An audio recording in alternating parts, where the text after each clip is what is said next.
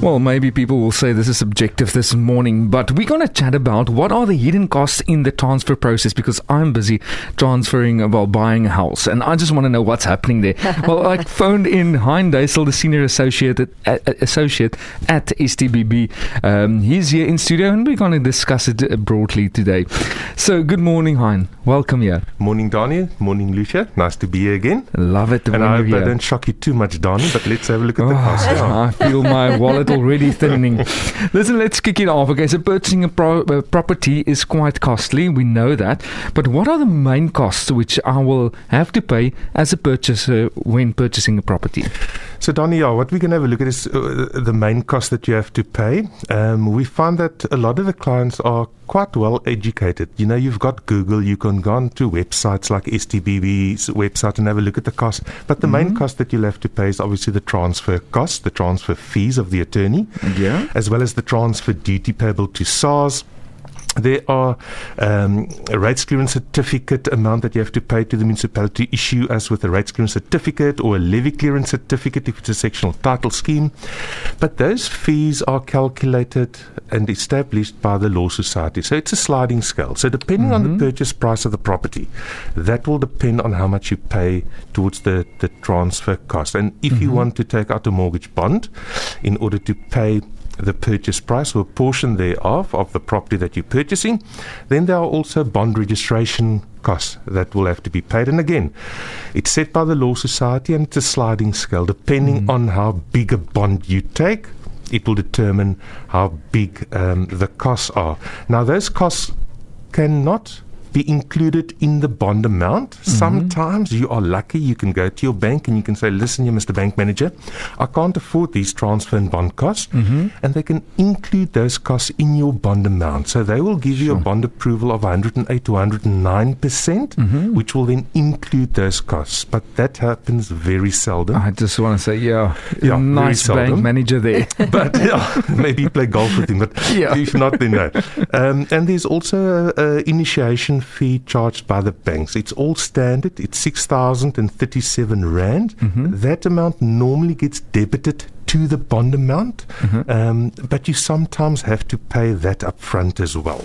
Okay, and that is for the bank that will appoint a attorney. Yes, so that's not your attorney that you appoint. No, so the bank, once your bond is approved, the bank will appoint one of their panel attorneys to attend to the bond registration. Okay. So the transferring attorney, if that is us, we will then communicate with the bond registration attorney, and that fee of 6,037 Rand is a fee charged by the bank, not by the attorneys. That's over and above the attorney fee that's going to charge for the registration of the bond. That is a hidden cost. So that's the main reason why we're discussing this today as well. Yeah, I like it. Sure, I can see Donnie starting to sweat now. I'm making notes here. Okay. So when I, as the purchaser, want to pay a deposit on the purchase price, must it be in cash or can I provide the transfer attorney with a bank guarantee? Lucia, that it depends on the offer to purchase. So the offer to purchase will state whether you've got to pay it in cash or whether you can provide a guarantee, etc., etc. But normally, the offer to purchase will state that you can either pay it in cash or you can provide a bank guarantee for it. It's not an issue. If you pay it in cash, what will happen is that amount of money, let's just say you pay a deposit of 100,000 Rand, just as an example. Yes. So that 100,000 Rand that you've paid as a deposit, a cash deposit to the transferring attorneys, we will invest that deposit in an interest-bearing account for your benefit, because that 100,000 Rand belongs to you until the property is transferred into your name when you become the owner. So we will invest that money and you will earn interest on that money. And on the day of transfer, when we have to pay that 100,000 Rand as part of the purchase price over to the seller, you will get your interest back that you've earned on that 100,000 Rand for the time that it's been in the attorney's trust account. Right. Now, if you don't want to do that, a lot of people are scared to part with their hard-earned cash monies. They will go to their bank to say, listen here, Mr. Bank Manager, I've got 100,000 Rand lying there in my check account. I don't want to pay it over to the transferring attorneys. Can't you please just issue a guarantee to the transferring attorneys that you, the bank, Absa Bank, or whatever, you will pay it on my behalf on transfer of the property. Okay. Then the bank will do that, but then there might be a hidden cost for you, because for you to go to your bank and for the bank to take that 100,000 rand out of your check account, because the bank must now be in control of that money. They want to take it out of your control because Although you spend it.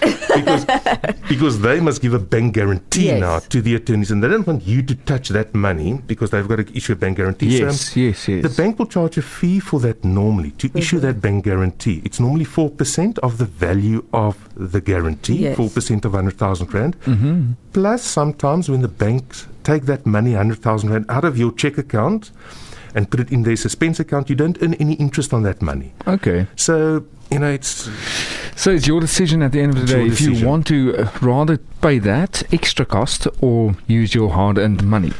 Okay, so now I'm the seller. Okay, Hein, so can I, in a way, get some of the proceeds of the sale paid to me prior to the transfer of the property? Absolutely. So there are many scenarios where you as the seller require some funds before the transfer of the property, because on transfer of the property, you get your price and the monies are paid into your account. But before that happens, you might need to pay a deposit on another property that you are purchasing. Oh, that's true, yes. Or you need to pay arrear rates and taxes to the municipality in order for this property to transfer, etc. So, or you want to go on holiday. For whatever the reason is, if you need money before the transfer takes place, you can get funds. We will communicate on your request with bridging finance companies, and they will say, right, how much does Mr. Seller want? He can qualify for up to 80% of his proceeds. Really? Wow. He can qualify for that. And they will then bridge that finance to him. But they charge a fee for that. They charge R1.20 or R1.50 per 1,000 rand per day. So they're not doing it free, gratis and for nothing. So you'll pay a fee for that. But it is possible costly to get those funds. If you need it, if you're in a rock and hard place and you urgently need those funds, then yes, absolutely. There is a way to do it. Okay, you mentioned if there's outstanding rates and taxes or something like that. So let's just quickly talk about that. Is it possible for a property to transfer to a purchaser if there is an amount outstanding by the seller to the municipality in terms of rates and taxes, water, electricity, or any of those fees? Lucia, the quick answer is no.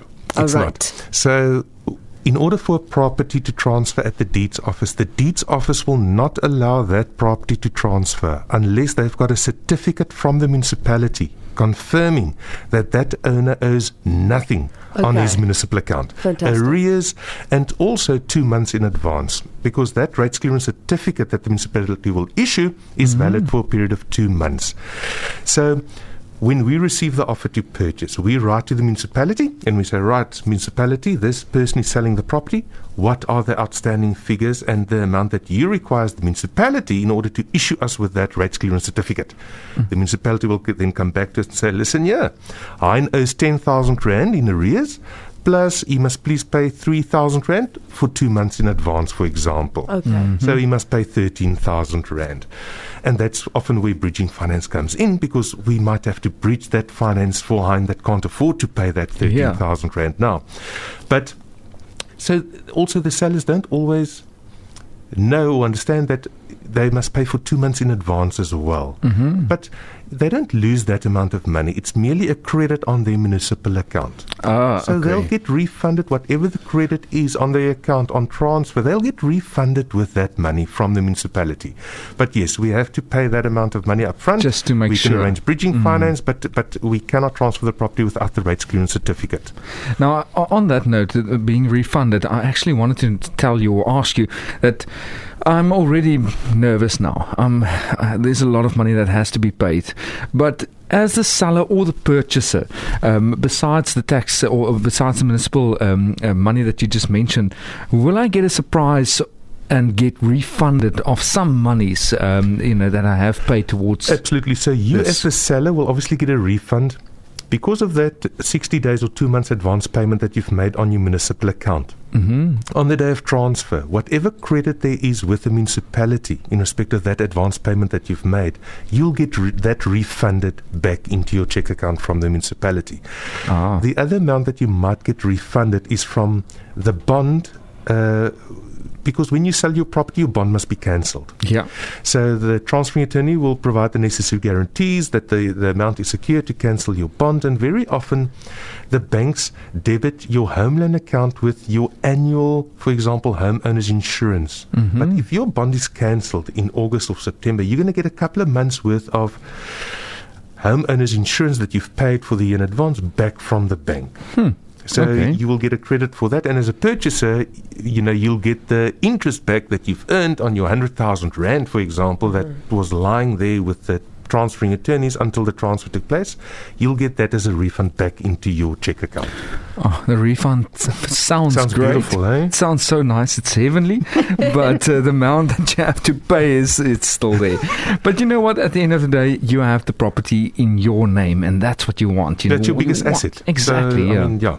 But if you want anything else, if you want to know more, if you want to discuss this whole process before you really went into it, and just to find out if you have enough money in the bank to buy this property, maybe contact Hein or his team, and you can find out more. Hein, thanks a lot for coming in this morning. Thank you, Lucia. I feel strong and Thanks I feel positive for buying this property now.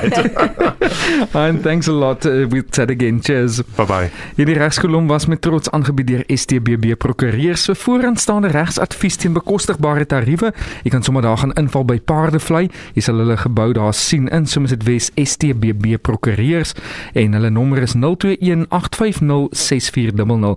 Jy moet net onthou dat Radio Helderberg of STBB prokureurs nie aanspreeklik gehou kan word vir enige skade gelei wat voortspruit uit advies gegee in hierdie regskolom program nie. Elke saak moet op sy eie meriete hanteer word.